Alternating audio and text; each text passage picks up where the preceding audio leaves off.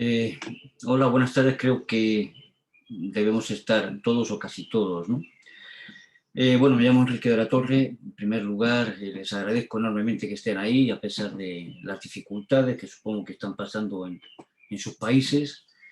Aquí también las seguimos teniendo, pero la buena noticia es que afortunadamente empieza a verse la salida del túnel.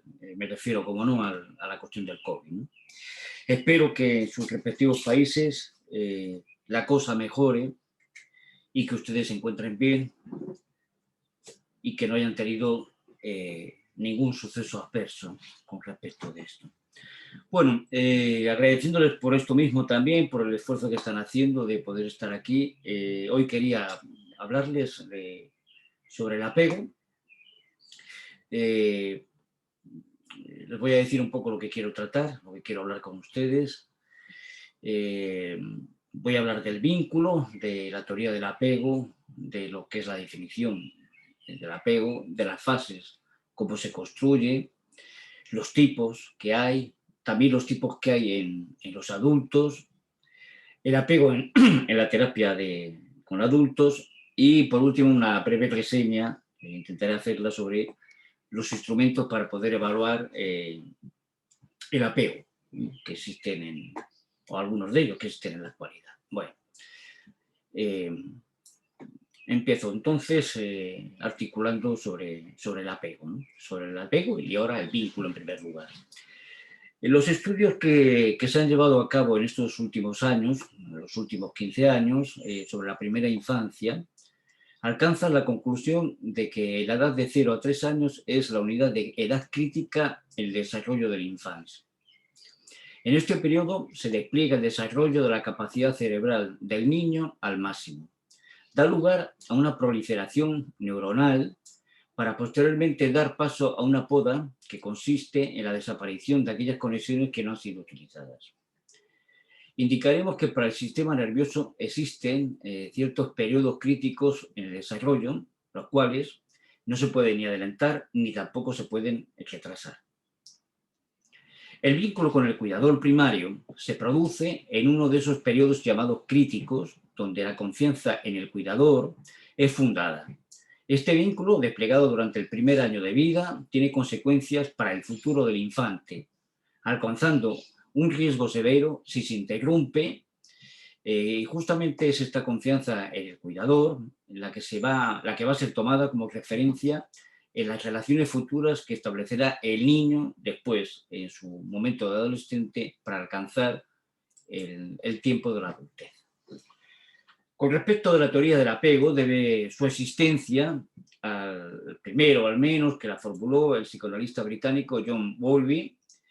Para ello exploró varios campos, desde la biología evolutiva a la teoría de relación de objeto del psicoanálisis, pasando por la teoría de sistemas de control y finalmente por la teología.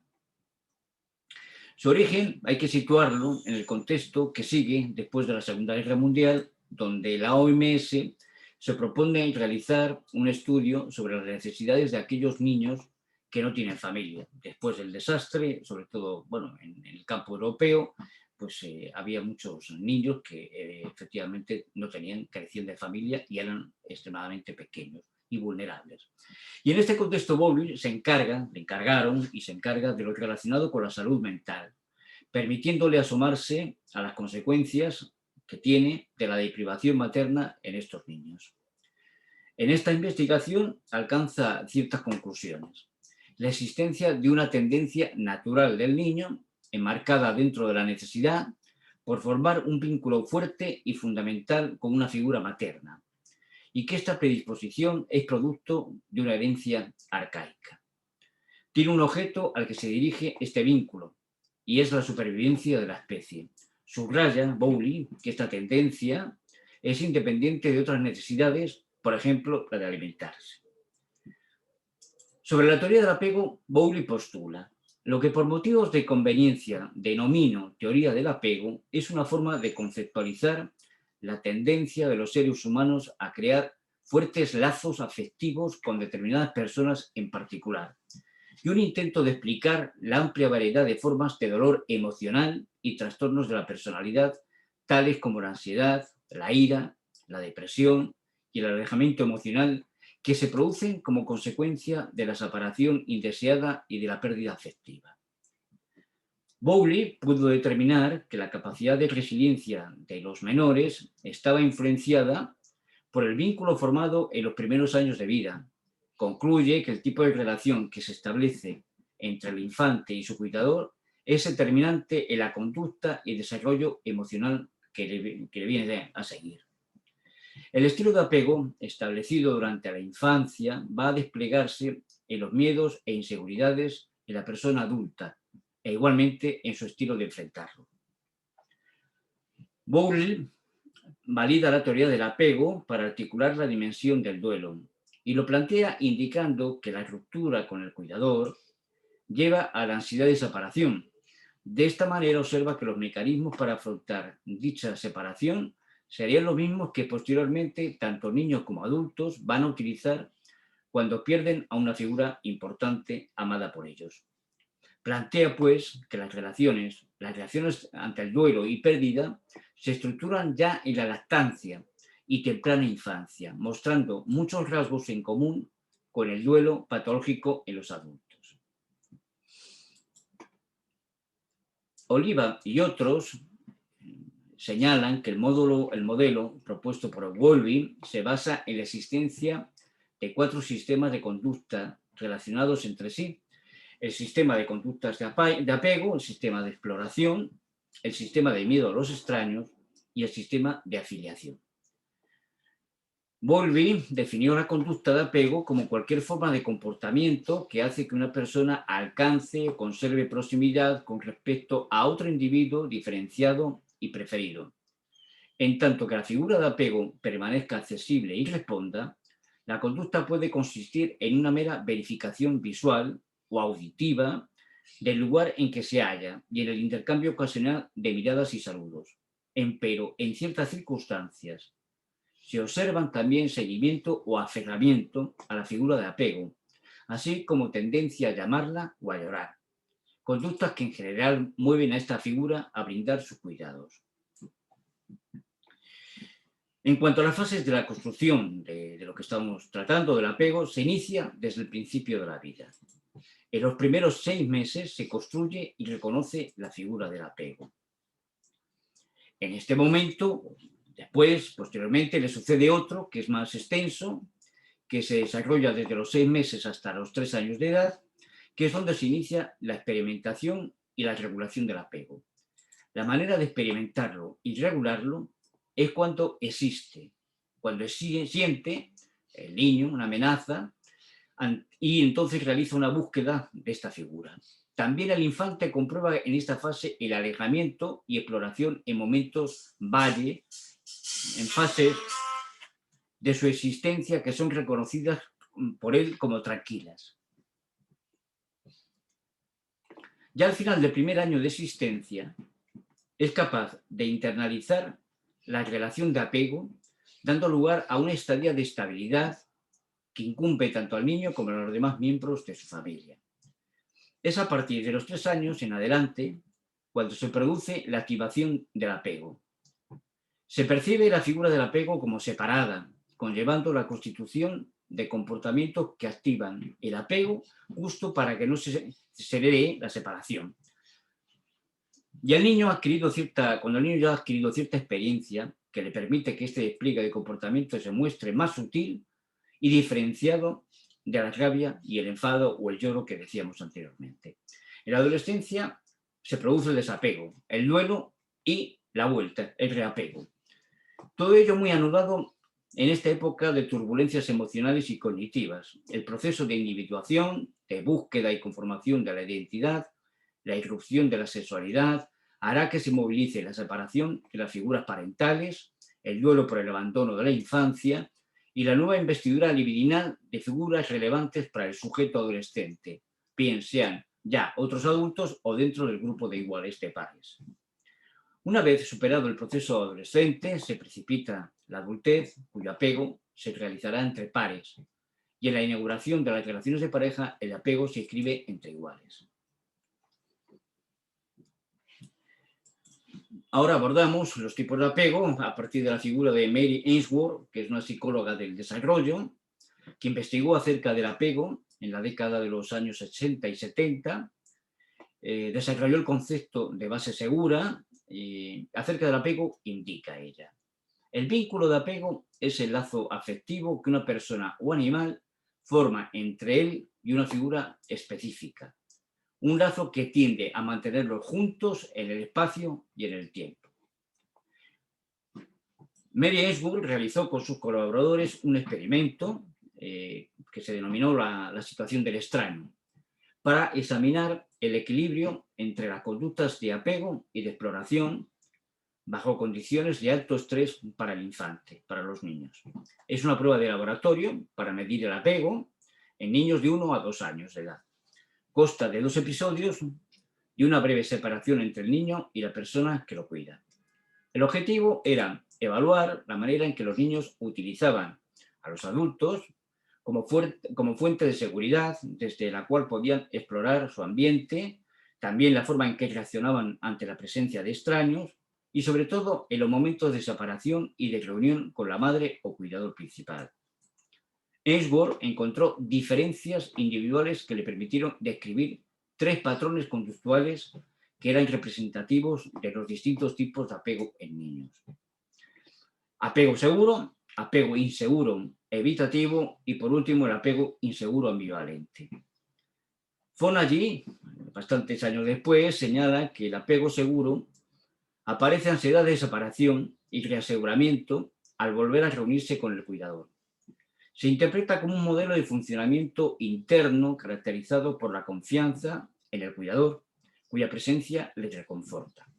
Las personas con estilo de apego seguro son capaces de usar a sus cuidadores como una base segura cuando están angustiados. Saben que los cuidadores estarán disponibles y que serán sensibles y responderán a sus necesidades. En su articulación sobre el apego inseguro evitativo, en el experimento se interpretó como si el niño no tuviera confianza en la disponibilidad de la madre o cuidador principal, mostrando poca ansiedad durante la separación y un claro desinterés en el posterior reencuentro con la madre o el cuidador. Incluso si la madre se mostraba predispuesta al contacto, ellos lo rechazaban.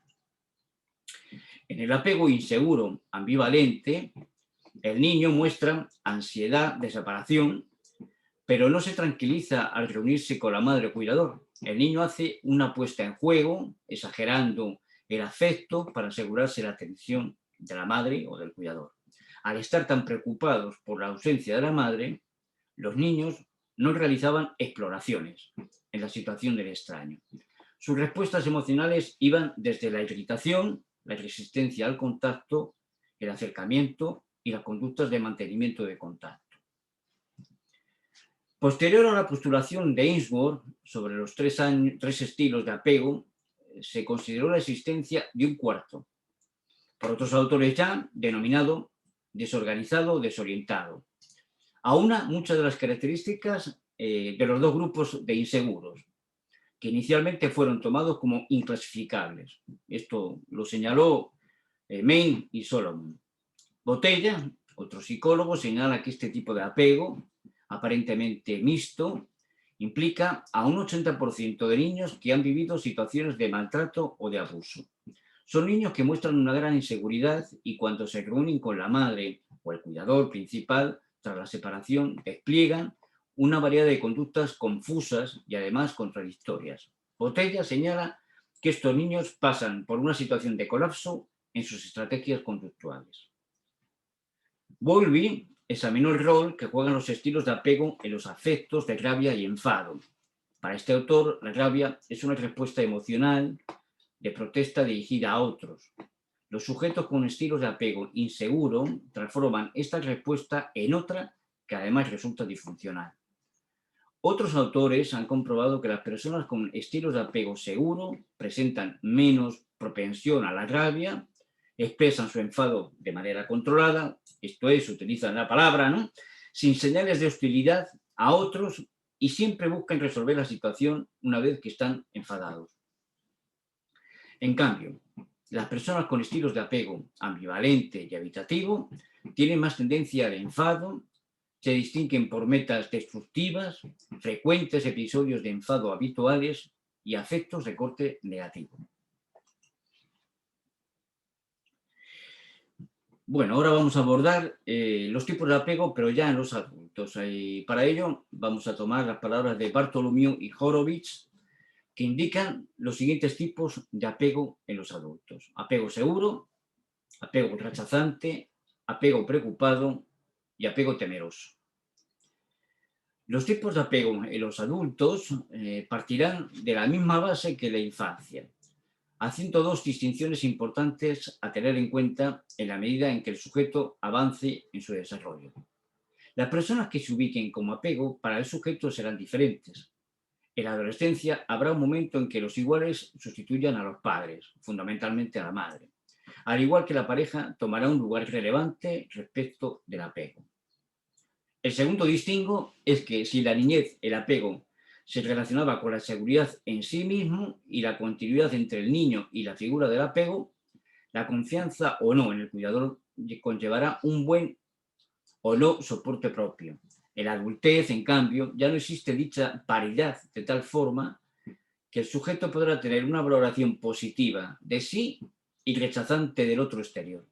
Y al revés, igualmente podrá tener una valoración de sí y de los otros negativos en ambos casos. En el abordaje del apego en terapia de adultos hay un texto de Bowlby que es muy conocido, quizás de los más importantes, que es Una base segura, y postula una serie de tareas en el trabajo terapéutico sobre el apego con los adultos. Sin nombrarlo directamente, Bowlby señala la transferencia como motor para la reevaluación de los modelos de apego sostenidos por el paciente.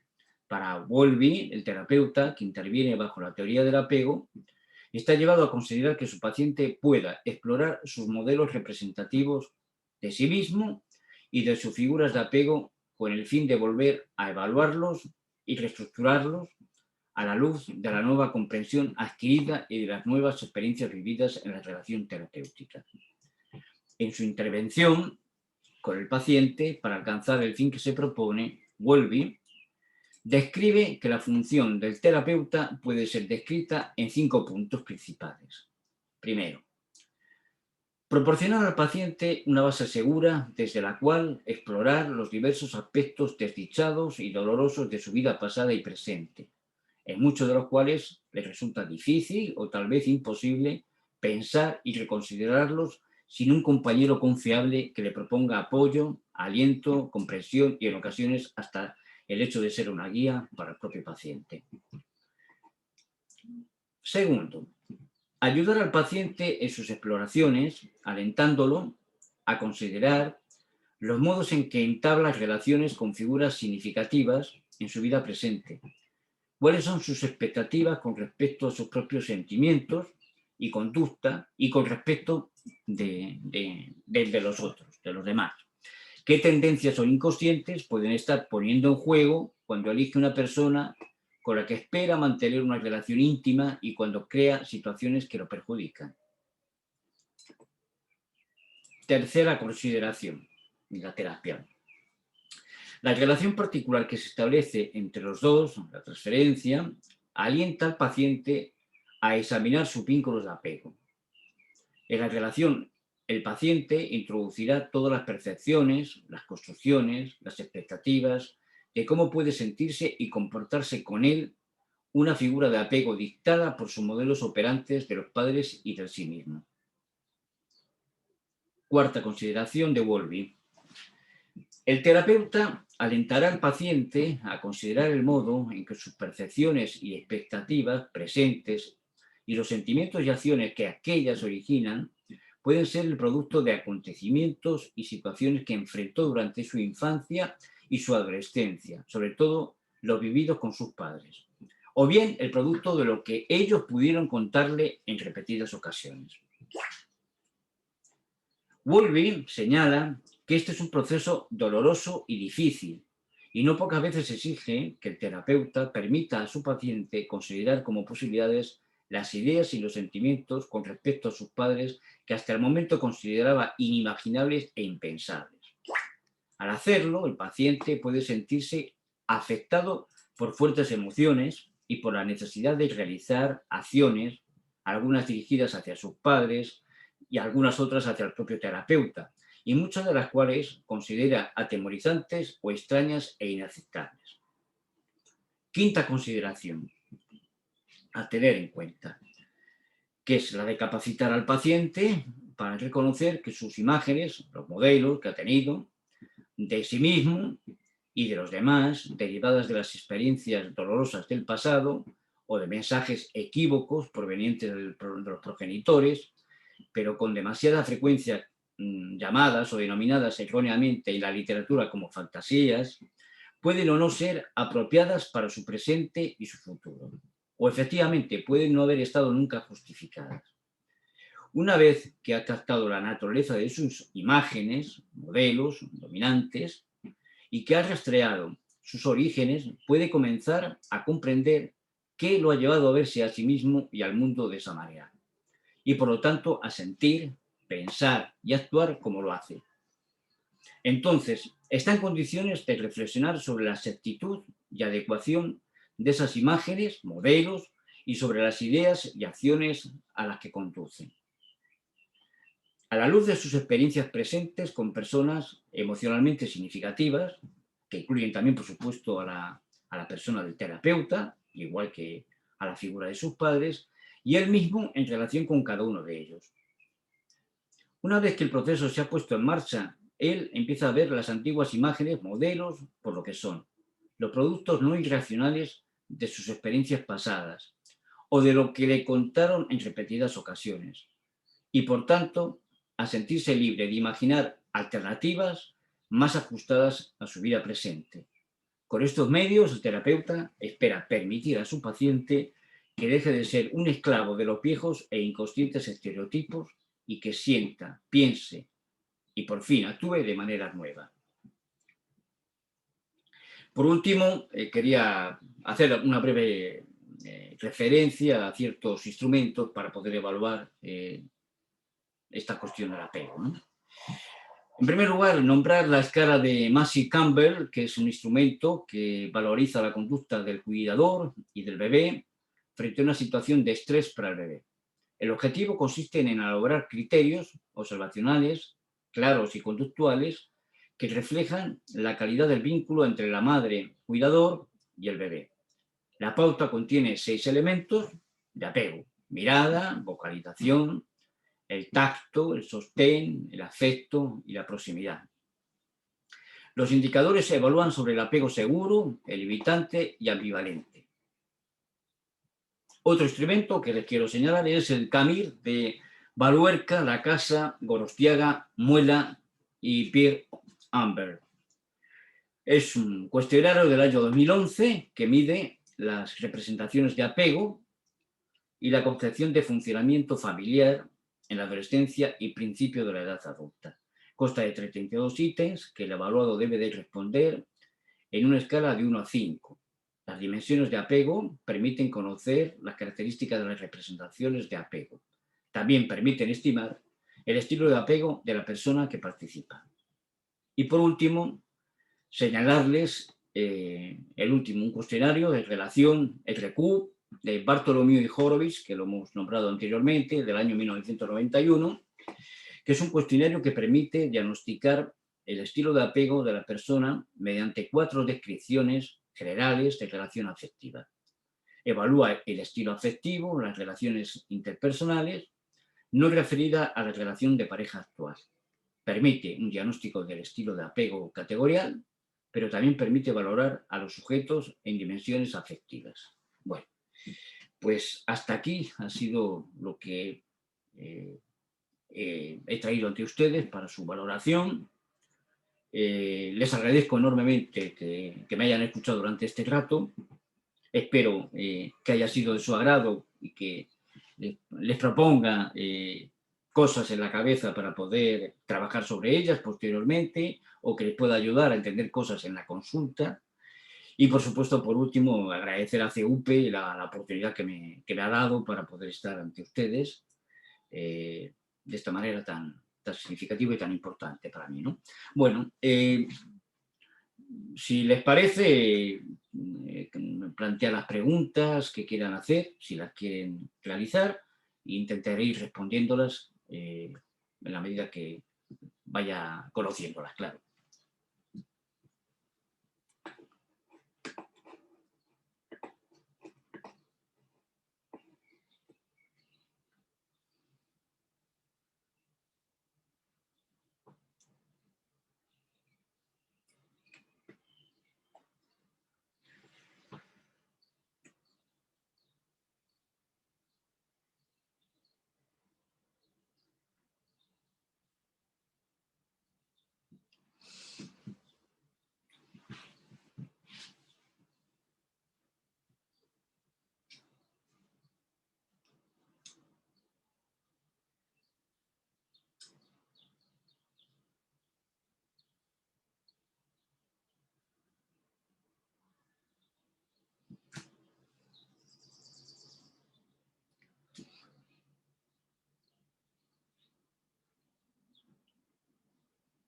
Parece que me da la sensación de que estoy viendo que hay algunos que han llegado tarde o que se quieren eh, introducir ahora, ¿no?, en la reunión.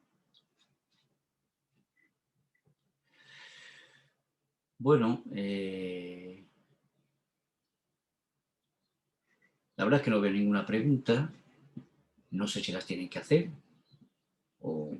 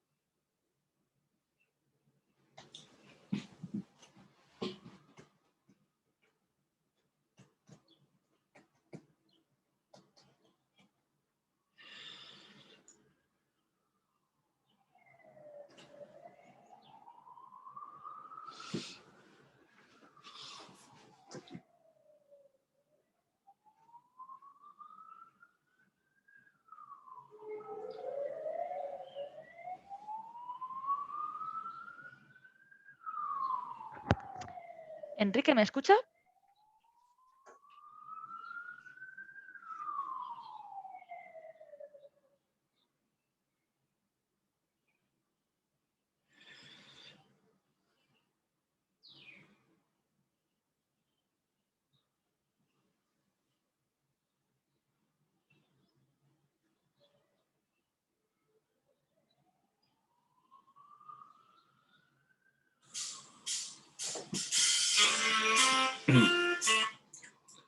Sí, sí. Vale, vale, vale. Pues es que...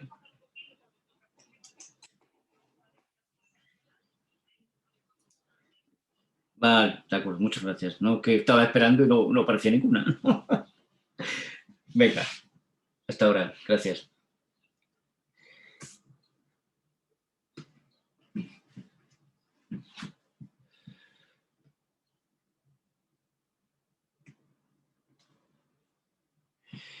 Bueno, veo que hay una pregunta.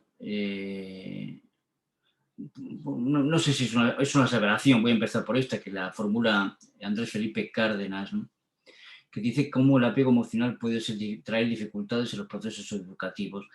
Sí, sí, evidentemente, es más, hay que trabajar. Yo entiendo que es un proceso distinto que el terapéutico, psicológico, pero la educación creo digamos que el aprendizaje, si se puede llamar así, emocional, es importante y el apego también. El apego, evidentemente, el profesor, la profesora van a ser figuras importantes en la vida del adolescente o del niño, ¿no?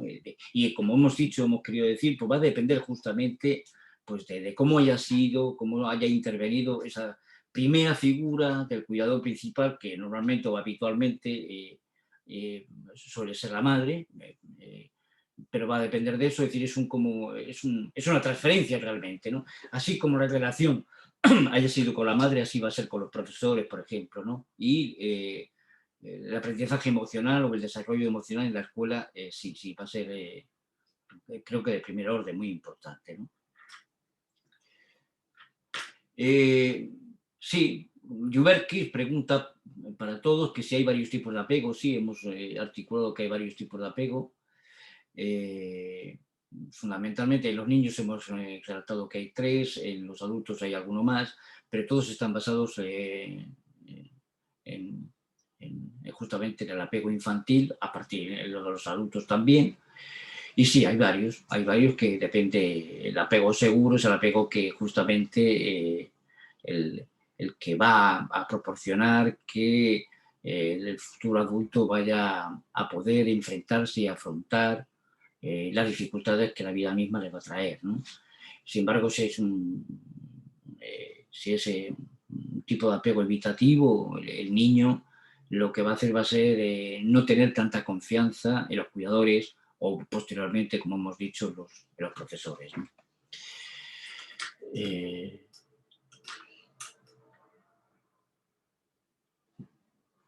bueno, agradezco lo que ha comentado Pedro Julio Abreu.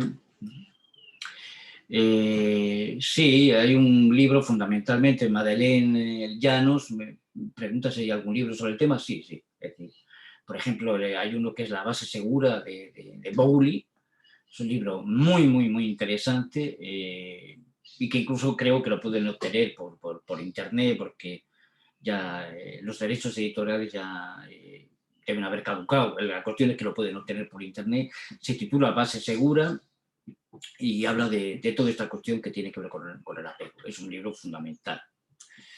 Luego hay otros autores que no hablan tanto del apego, pero tienen posiciones como muy parecidas.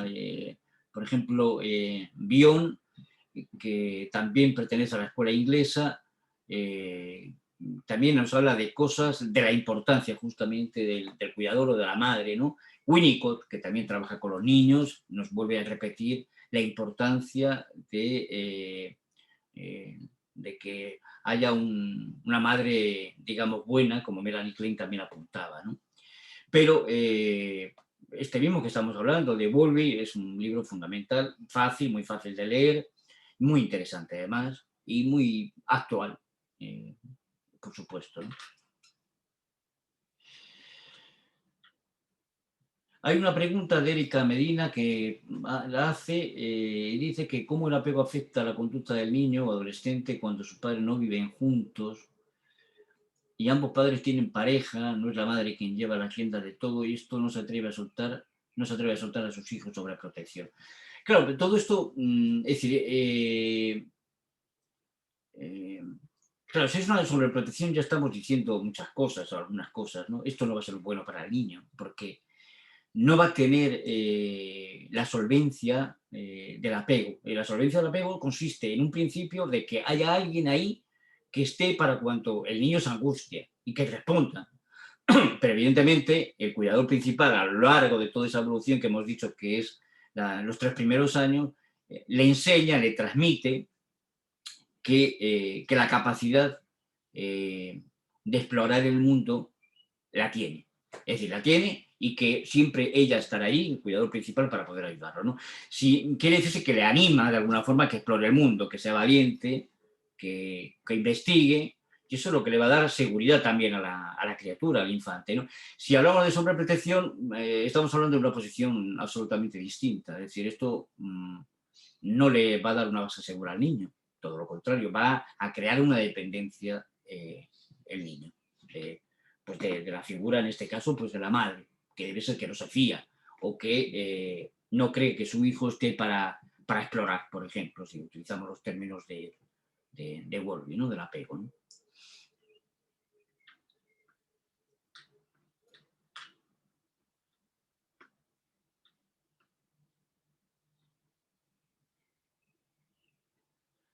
No, no hay ningún estudio determinante. Dice Jenny Astro que si hay alguna parte del cerebro que... No, esto no es una cuestión... Bowlby lo presenta como una cuestión de supervivencia de la especie, también es cierto, ¿no? Como una base que finalmente se establece como eh, etológica, ¿no? Sí, pero no hay una parte, o por lo menos no hay una parte que se haya averiguado determinante del cerebro que sea el responsable de la cuestión del apego. No, ¿por qué? Porque depende, el apego justamente, no del cerebro, depende de la respuesta del cuidador. Ese es el apego. Entonces, eh, todo depende de las relaciones que cada uno, en este caso los padres que van a actuar de cuidadores, ¿no? Pues hayan tenido en su propia infancia. Es decir, esto que se llama el estudio de lo transgeneracional, ¿no? Es decir, las consecuencias que se transmiten a través de las generaciones. Este sería uno, por supuesto, de que tal como la infancia que alguien haya tenido es de una determinada manera, que es lo que le va a poner en disposición de aceptar a su hijo y de qué manera. Y esto va a repercutir enormemente en la posición, evidentemente, de apego que vaya a tener, ¿no?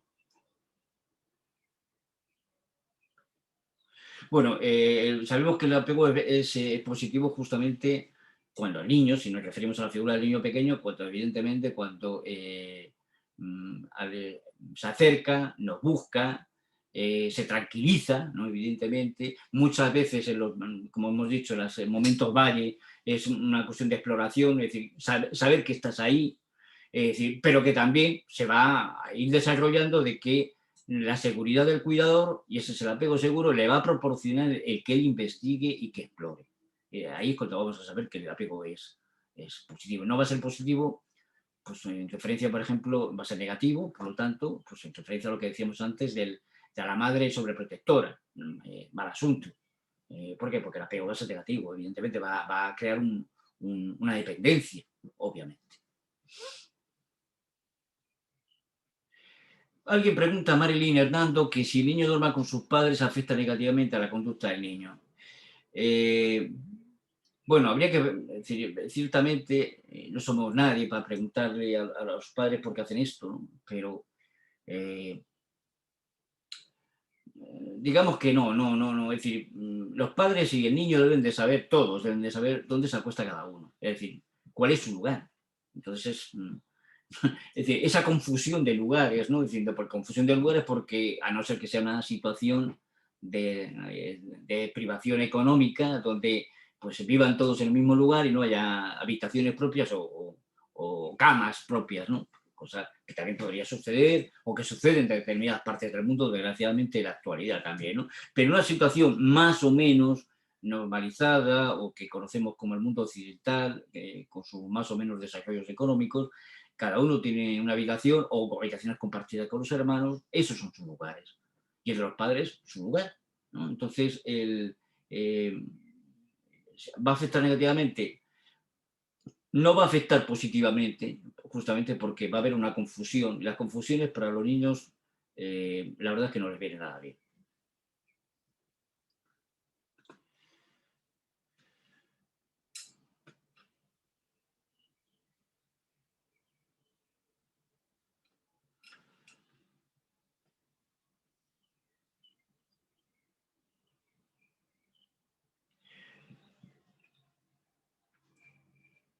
No sé si Jenny Astrid, que apunta aquí, que hay estudios en el fenómeno llamado lecho materno, que no sé si es, yo lo conozco así, no sé si exactamente coincide, que es el colecho, se llama colecho, que es cuando la madre duerme con el niño en la misma cama. Se llama así, con esas palabras, o yo lo conozco así, que se llama colecho. Y si es lo mismo, no, es decir, el niño tiene que separarse, ¿no? Es decir, es positivo que los niños se separen, ¿no? Si esto lo hacemos y dejamos que el niño tome la determinación, el niño seguramente lo va a tomar. Ahora, la cuestión es que aquel que haya promovido el colecho, entendiendo que quizás sea lo mismo que el lecho materno, eh, pues evidentemente lo respete. Pero el niño acabará haciéndolo, acabará porque quiere tener un lugar propio para él, quiere distanciarse. pero evidentemente, por eso justamente la función del padre. La función del padre muchas veces, o fundamentalmente es esa, separar justamente para que eso no tienda a producirse, ¿no? Para darle un lugar propio al hijo, y no un lugar confundido con el cuerpo de la madre, ¿no?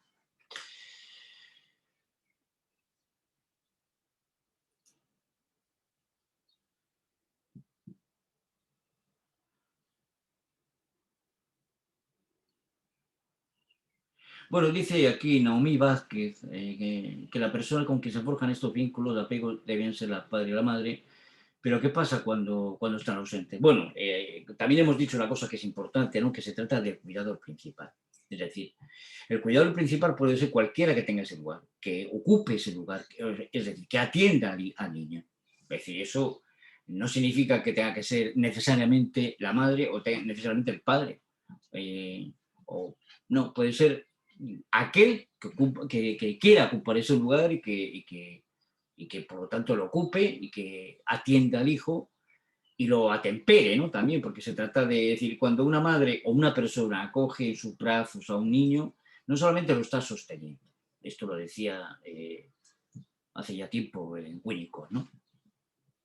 No, no solamente lo está sosteniendo, sino lo que está haciendo es hacer una contención emocional. Es decir, cuando el niño siente miedo, necesita que alguien lo contenga, que alguien le dé seguridad. Entonces puede ser la madre, puede ser el padre o aquel otro que haga ese lugar, que esté en ese lugar y que haga ese papel.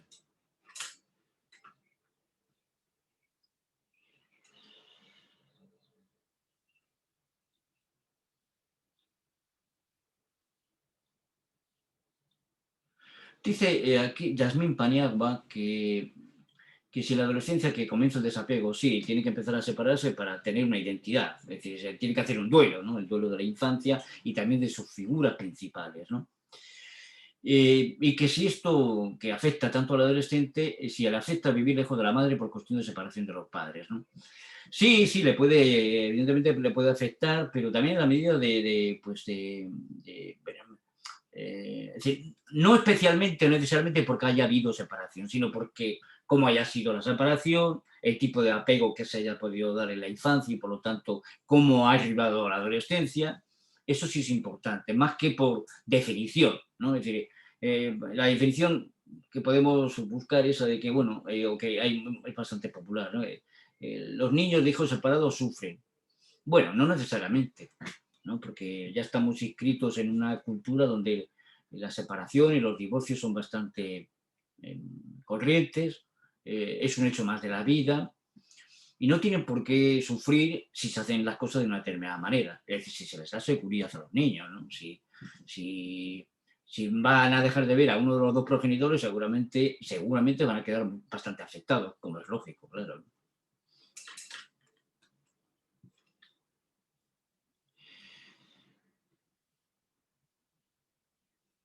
Dice que Claudia Lechuga pregunta qué tipo de apego se desarrolla si el hijo solo creció con la madre. Depende, depende de cómo, es decir, no porque crezca solo, ¿no? Porque puede crecer con la madre y la madre puede hacer referencia, por ejemplo, a una figura como su propio padre o o al padre de la criatura, que también, claro, es decir, que puede haber dos, pero también puede haber tres, por el nombramiento de un tercero, ¿no? Es decir, porque lo hace intervenir, aunque no esté físicamente. Entonces,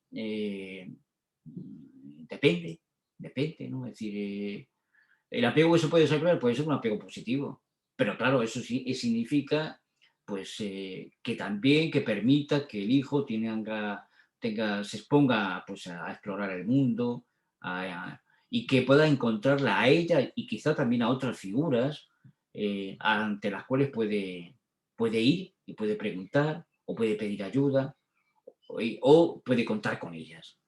Entonces, no es tampoco determinante eso que también me importa decir, ¿no? Que la madre y el hijo estén solos. Depende de cómo sea esa soledad. Si están solos y no hacen referencia a nadie, pues el apego no será positivo. Eso sin duda alguna.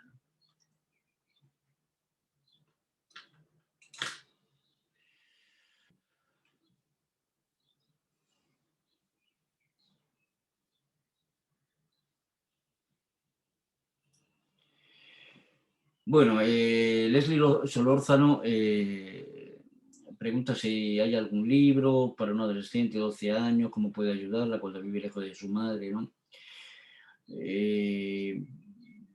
Bueno, a mí me parece que, por ejemplo, el libro que he dicho antes de Bowlby puede ayudar mucho, eh, pero yo creo que más que libros puede vivir lejos, lo cual no significa que no haya contacto, que no haya palabras, ¿no?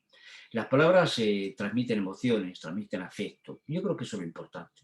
Es decir, puede haber circunstancias en las que una hija, como en este caso presenta Leslie, no puede vivir con su madre por determinadas circunstancias, sí, pero quizá pueda hablar con ella, quizá pueda escucharla, quizá pueda darle sus palabras, y eso significa afecto. Entonces, eso es importante.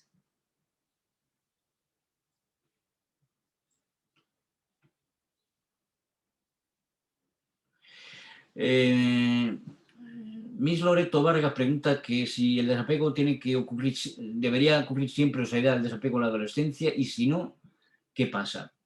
Pues lo que pasa es que si no hay desapego de esas figuras parentales, ¿no? Le va a costar, no, va a seguir con la misma estructura infantil, no va a hacer el duelo de pasar, duelo del cuerpo, duelo de las figuras parentales, por su identidad de la infancia. Si todo eso no se produce, significa que se va a encontrar un sujeto con 20 años, por decir una fecha determinada, ¿no?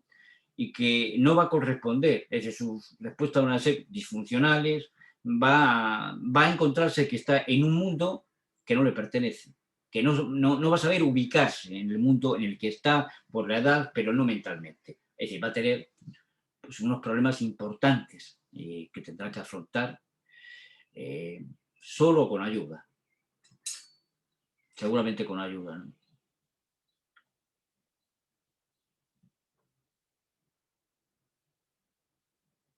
Sí, Lucy Estela Mejía pregunta si solamente lo puede hacer la madre o puede hacerlo el refugio menor, puede ser el padre. Puede ser el padre. Es aquel que pueda dar esa confianza al hijo de que aquí estoy, aquí te contengo tus miedos, tus ansiedades, doy respuesta a lo que te pasa o intento darla, evidentemente. Estoy aquí para cuando tú me necesites. Esa figura de apego es muy importante, pero la puede hacer, como hemos dicho antes y como digo ahora, cualquiera que ocupe ese lugar que quiera ocuparlo, ¿no? Y el padre lo puede hacer perfectamente, claro.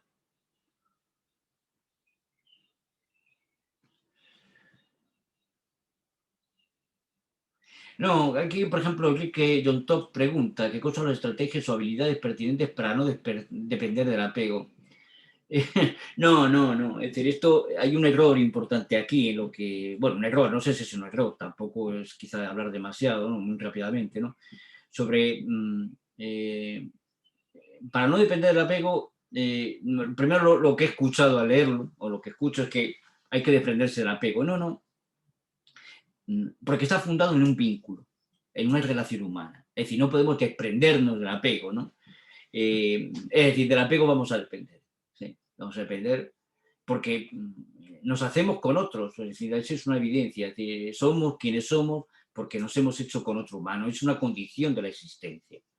La condición es que nos vamos a hacer con otro. O hay otros que van a ocupar un lugar fundamental para nosotros y son los que nos van a dar paso a la existencia en este mundo. Si eso no existe, ¿no? Eso no existe, eh, esto que el señor Spitz es un conocido de hace ya bastante tiempo, que trabajó mucho con los niños pequeños en situaciones también de deprivación, pues los niños que están deprivados, por ejemplo, de contacto humano, es decir, que no hay vínculo, no hay relación, ¿qué les pasa? No hay desarrollo neuronal. ¿Y entonces qué pasa? En el mejor de los casos tiene un grave trastorno neurológico, en el mejor. En el peor, ¿qué pasa? Se muere. Ese es el tema. Esos son los que están deprimidos. ¿Y por qué? Porque la existencia humana se basa en la relación con otro, en este caso adulto, ¿no? Si no existe esa relación, no hay existencia. Ese es el drama y la virtud al mismo tiempo, ¿no?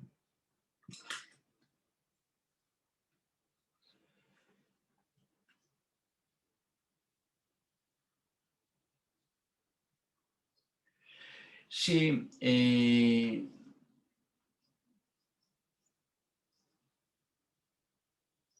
no, es decir, el apego, pregunta Magali Rey si el apego es lo mismo que el vínculo. No, no es lo mismo, ¿no? Es decir, el vínculo es la relación, ¿no? Y el apego es, digamos que la dirección que en este caso un animal o un humano, ¿no? Toma para poder, como decía Bowley, para poder preservar su vida. Entonces el apego consiste en eso, ¿no? Es decir, para poder existir. Aquello que lo favorece, esto, para poder existir, es el vínculo. Entonces exactamente no es lo mismo, ¿no? Pregunta a Magali Rey también si las prácticas en el parto y el posparto inmediato, la lactancia humana y los acontecimientos alrededor del nacimiento, si tienen incidencia en la conformación del apego, ¿no? Claro, tiene incidencia porque depende de cómo se haga, ¿no? Es decir, claro, es decir, hay mujeres que no pueden aceptar la lactancia. La lactancia quiere decir de que no pueden aceptar que su hijo pues tome ese lugar, ¿no? de la toma del pecho. Eh, no lo aceptan o, por ejemplo, físicamente les produce un dolor importante. Hay niños, por otra parte, de que el instinto, que parece que es instinto, no es tan instinto. Hay muchos niños que hay que enseñarles a coger el pezón. Esto es así. Es decir, y pues, esto es así, lo pueden comprobar, evidentemente, ¿no? Todo está para poder comprobarlo, ¿no? Entonces, sí que es importante, pero no vamos a hacer tampoco hacer una idea de que si la madre da el pecho y hay un parto prematuro, hombre, claro, es como todo. Si hay un parto prematuro porque alguien no quiere, vamos, me lo estoy inventando porque no sé si se refiere a eso, porque si hay un parto prematuro que lo que hace es que la madre, pues, no esté tan afectada físicamente después, es decir, que haya una recuperación más rápida, porque, vamos, así se dedica al cine, me lo invento también, ¿no? Pues claro que también va a afectar. ¿Por qué? Porque eso es no estar tanto a disposición de tu hijo o de su hijo, como estar más al tanto de la disposición propia, ¿no? Y afecta. Pero, insisto, es el tipo de vínculo que alguien establece, el tipo de relación, y por tanto a partir de ahí es lo que va a favorecer que el apego que va a ser buscado sea de una manera o sea de otra, ¿no?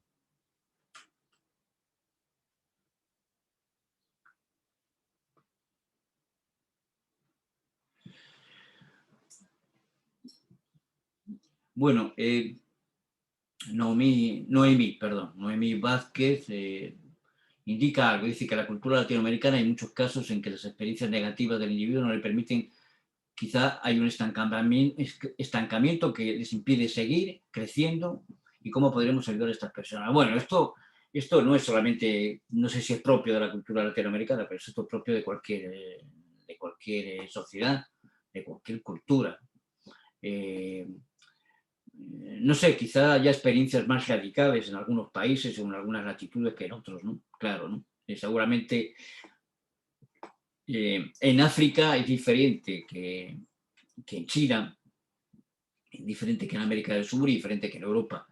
¿Por qué? Porque hay una cultura que, aunque parezca que es muy parecida, por ejemplo, España y los países de América del Sur, es cierto que hay una cultura en la que nos parecemos, pero hay mucha distancia también. Es decir, hay mucha distancia, ni a mejor ni a peor, distintas, ¿no? Es decir, por supuesto, no voy a indicar nada en ese sentido contrario, ¿no? Son distintas, ¿qué significa? Que a pesar de que parece que son culturas que se parecen, no, ninguna cultura se parece. Ni siquiera, supongo que entre ustedes, ¿no? Que viven en un continente donde la mayoría de la gente utiliza la misma lengua, pero seguramente no es la misma cultura una persona en Chile que una persona en Colombia, creo que no. Me imagino que no, ¿no? O por lo menos lo que yo conozco es que no. Entonces, claro pero en todas las culturas hay dificultades, ¿no? Y evidentemente, ¿cómo lo podríamos ayudar? Pues evidentemente hay que, como bien dice Bowlby, hay que hacer un retroceso, o en la terapia psicológica hay que hacer un retroceso donde el sujeto sea capaz de percibir, de reconocer todas aquellas experiencias que han sido reprimidas muchas veces inconscientemente y que están ahí, pero que tienen efecto, para poder saber cómo les ha afectado esas experiencias, sobre todo con los progenitores, fundamentalmente, porque es donde se arma la personalidad, en el ámbito familiar. Bueno, eso es como podemos ayudarlos para que con esa comprensión y con ese insight, digamos, ¿no? Puedan intentar tomar o adoptar otras posiciones distintas, un cambio subjetivo, digamos, ¿no? que se dice en el campo de la psicología, ¿no?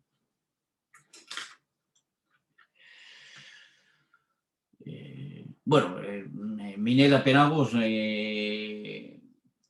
nos indica que cómo reconocer el apego. Pues evidentemente, digamos que cualquier niño que la madre se ausenta, cuidador, me da lo mismo, que tengan una relación, pues significa que cuando aparece hay un gozo o hay una exageración, como hemos dicho anteriormente, puede haber una exageración de ¡ay, te encontré! Muchos gritos, y es una exageración porque alguien los atienda, es decir, que sí que hay pautas donde podemos reconocer el tipo de apego, el tipo de relación o cómo el niño vive todo eso, ¿no? Evidentemente, es decir, hay niños que no se mueven de las piernas de su madre, ¿no? Por ejemplo, ¿no? Es decir, y hay niños que todo lo contrario, es decir, que a los 2 minutos están en mitad del campo viendo no sé qué, ¿no? Es decir, que tienen seguridad para poder explorar porque saben que la madre está en cierto sitio, ¿no? Los niños que se agarran, ¿no?, fuertemente, pues evidentemente nos están dando que no tienen esa confianza y fiabilidad en sí mismos para poder explorar, ¿no?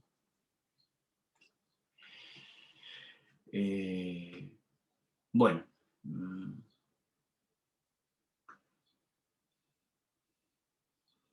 bueno, no sé si hay alguna pregunta más. Bueno, en todo caso, les agradezco mucho las preguntas que me parece que pueden ayudar a entender todo lo que he querido transmitirles, ¿no? Seguramente se van a quedar muchas cosas en el tintero, pero que serán buenas para ustedes, también para mí, porque les permitirán explorar también aquello que hemos dicho, coger interés por la propia materia, qué implicaciones tiene esto en los relatos de sus pacientes, ¿no? Bueno, me parece que les puede dar por investigar, por leer, por conocer a este personaje, Bowlby, por conocer a todas estas personas que trabajaron en toda esta cuestión, Winnicott, Bion, Melanie Klein, que son Fonagy, otro personaje importante, ¿no? Que son Jessica Benjamin también, es una mujer muy interesante que les recomiendo que la lean, ¿no? En fin, les agradezco su atención y espero encontrarles en otros foros, o en este, pero de otro tema. Muchas gracias.